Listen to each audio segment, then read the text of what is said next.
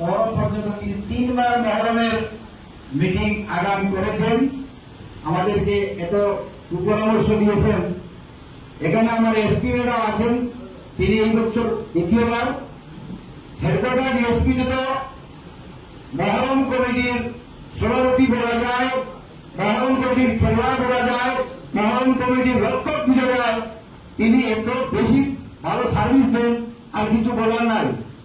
আমি সকলকে ধন্যবাদ দেওয়ার জন্য যা কিছু বলা হয়েছে আর বলার থাকে না। আমি একটা অনুরোধ করছি, এখানে আমাদের মহরম কমিটির বিপক্ষে কিছু মাঠ হয়ে যায়, আমি অ্যাডভাইসার হিসাবে বলছি। সেক্রেটারি আছেন, সভাপতি আছেন, ওদের বক্তব্য দেওয়ার পরে আমাদের মতো মানুষের বক্তব্য দেওয়া নেই, আমাদের সাজেশন নিয়ে তাদেরকে আমরা পাঠিয়ে দিই। একটা কথা আমি এখানে অনুরোধ করেছি যে আপনারা জামিরার আছেন, জামিরার ইনচার্জের সঙ্গে যোগাযোগ করেন। রামনাথপুরে আছেন, রামনাথপুর ইনচার্জের সঙ্গে যোগাযোগ করেন। যদি অসুবিধা হয় অসুবিধা করে দেবেন।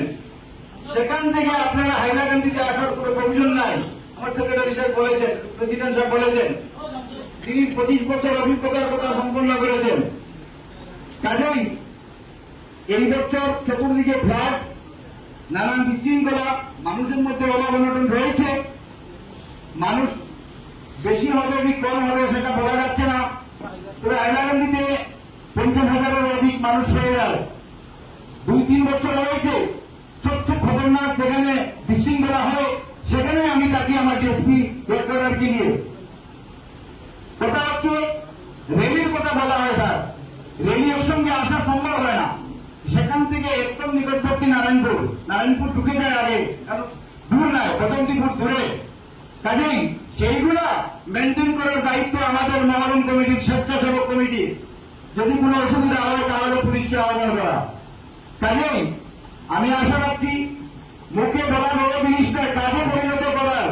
আমি যা মুখে বলি তা কাজে পরিণত করি। আমি যেখানে উপস্থিত থাকবো সেখানে একদম লাস্ট অব্দি থাকবো।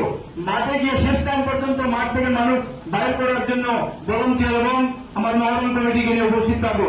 আমরা আজকে ডিআইজি সাহেব যেহেতু 3য় বছর এখানে আসেছেন, আমরা মহরম কমিটির দ্বারা উপস্থিত হয়েছি। তিনি আশাকে আগাম আমাদেরকে আনন্দ ভোগ করার জন্য তিনি যে অ্যাডভান্স দিয়েছেন সেটা যেন অক্ষুণ্ণ থাকে এবং হাইলাকান্দির মান সম্মান বজায় রাখে, সেটা আমরা বদ্ধ করি। এইভাবে আমার বক্তব্য শেষ করলাম। ধন্যবাদ।